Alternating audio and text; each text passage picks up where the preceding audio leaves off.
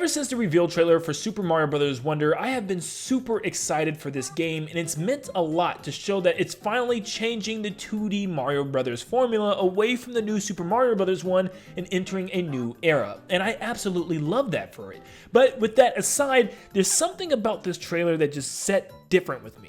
I wouldn't say it didn't sit right, but it just set different, and it felt like maybe Nintendo is gearing up for something completely new within the Mario universe. And I feel a trend is continuing on, and Super Mario Bros. Wonder continues that trend even more.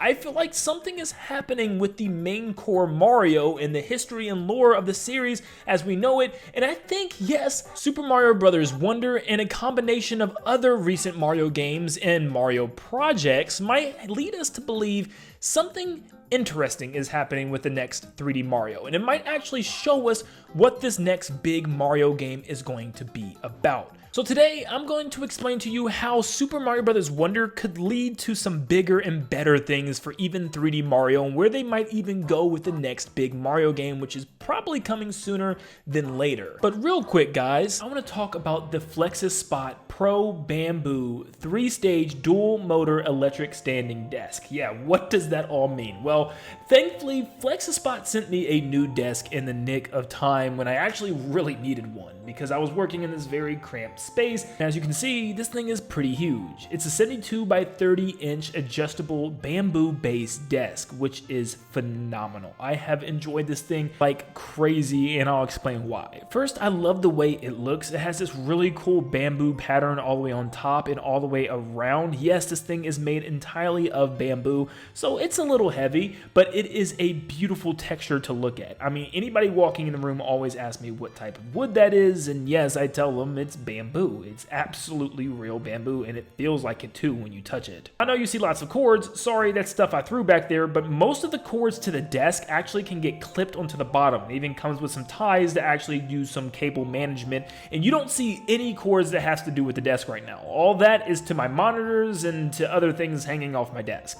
All the cords are safely secured underneath in little brackets, and it's awesome. Now, my favorite part is the fact that it raises and lowers, and not only that, it has 3 presets that you get to save. So I have one that goes very, very high because I'm naturally 6'3". Sometimes I want to stand and my back hurts, so I can stand and edit some of the video or even one of my thumbnails, and it's a lifesaver. I just gotta make sure that I fix some of the cords before that because my switch is dangling off the table. You can even set a timer to raise or lower the desk to a certain point at certain time intervals, which is insane. I mean, I guess if you want to really stand up at a specific time when you're editing, you can set it so it does it for you. So you don't even have to manually press a button. So literally, the height raising and lowering has so many customizations. And of course, the 2 metal legs are very, very secure, and they look very professional as well. Now, overall, I can say that you guys would love this desk. If you want to take your editing and kind of studio to the next level, you'll love it. It's perfect. I mean, literally, I have no complaints about the desk itself. My only complaints would be putting it together because, yeah, it takes a pretty handy man, as some of the screw holes aren't already there, so you'll be drilling and marking your own holes sometimes to get certain screws and brackets in, which is a little sketchy for somebody like me who isn't very handy all the time, and I had to call my dad to help me. Now, the real reason that kind of scared me is that drilling holes into this bamboo is very sketchy. You know, it's something that I wanted to make sure I didn't drill all the way through or mess up completely, so yeah, that made me often scared, and also the fact that a lot of people may not have the tools that you need in order to drill these holes, and the drill bits and the power drill itself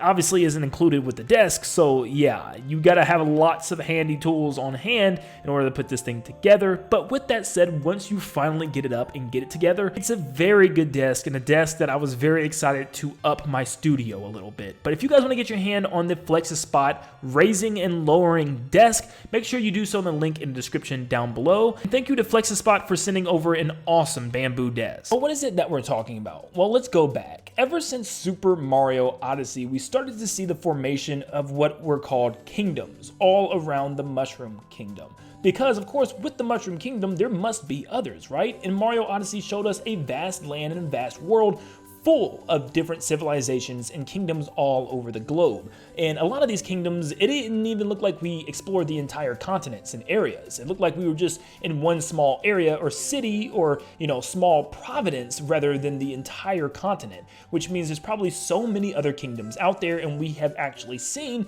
that this is the case. There are other kingdoms, as Super Mario Bros. Wonder gives us a whole brand new one that we haven't even heard of before. But outside of Mario Odyssey, we've seen this before with past games. They just didn't call them kingdoms. We got areas like Sarasaland to talk about. We have even the Bean Bean Kingdom, which was established in Mario & Luigi Superstar Saga. We have Isle Delfino, which could be part of its own seaside or beach kingdom over there. So there are definitely kingdoms and areas that we've seen in past games, and I think Mario Odyssey helped to solidify that. The Mario Brothers movie also solidified this as well, as Peach mentions multiple times that there are various different kingdoms around the Mushroom Kingdom as well, such as the Kong Kingdom, which she mentions multiple times before they actually go there and see all the Kongs living there. So yeah, kingdoms seem to be a main series staple now after Super Mario Odyssey. Also the fact that Toad was wearing multiple badges on his backpack that referenced other kingdoms from Mario Odyssey, and the fact that they even walk through Toast Arena in the movie. So these kingdoms still exist from Super Mario Odyssey. This seems to be a mainline thing,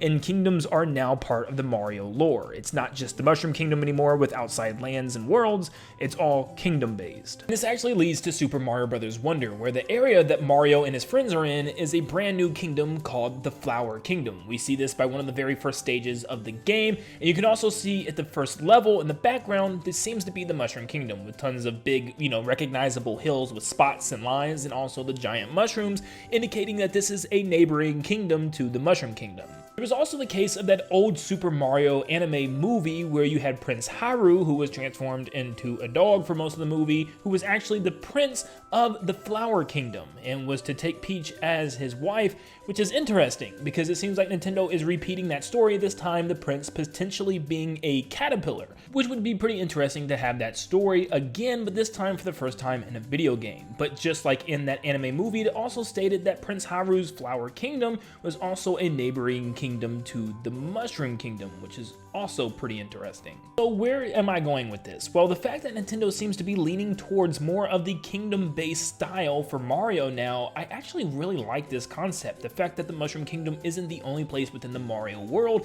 and they might be expanding on this idea, especially since Odyssey. And this next 3D Mario game could very well allow us to go to various different kingdoms that we either used to see before in the past, and maybe brand new ones as well, but this time being able to explore them any way we want in a free roam open world, meaning we can go to any kingdom that we can see with our eyes, very Tears of the Kingdom Breath of the Wild style. Nintendo loves to expand and improve the Super Mario Bros. Formula. They like to make Mario go on bigger adventures and do crazier things each and every installment, and that's why it takes so long for us to get a brand new 3D Mario. That's why it's been almost 6 years this year. And with that in mind, I often also like to think that Nintendo thinks ahead, that they plan things, and like I said before, with Bowser's Fury, it felt like it was almost a test demo as to what they could possibly do with Mario in more of an open world space. Yes, a lot of people would always say that Mario just would not work well in the open world, but clearly Bowser's Fury proved otherwise. Going from different island and island, no matter where you are, either riding Plessy or using different vehicles and items in order to get there, was always a really good idea that they needed to explore, and they finally did so. And Bowser's Fury was a great example of how Mario could actually have little missions and things to do within an open world and kind of explore that open world as well. It works for any character, even somebody like Mario, who traditionally stayed very linear with its level design. Once again, this brings me back to Super Mario Bros. Wonder, and them just adding a brand new kingdom just for a 2D Mario game sounds kind of insane. I know they probably wanted just a new area after using the Mushroom Kingdom so much, and we've seen so many of those areas, but it does make me wonder if there's a chance that we could be seeing tons of new kingdoms once again, not in Super Mario Odyssey 2, but rather a brand new, more expansive Mario game, like maybe Mario Kingdoms or something along those lines. We've already seen a lot of places outside of the Mushroom Kingdom, and I think there's even more for us to find. But let me know in the comments down below what you guys think of this theory. Do you think Super Mario Bros. Wonder could be introducing yet another kingdom because maybe there are even more coming for the next Mario game? What do you think the next Mario game is actually going to be about? Let me know in the comments down below, and make sure you leave a like and subscribe to stay up to date on all things Super Mario Bros. Wonder and Nintendo in general. And like always, I'll see you all on the next one. See you guys.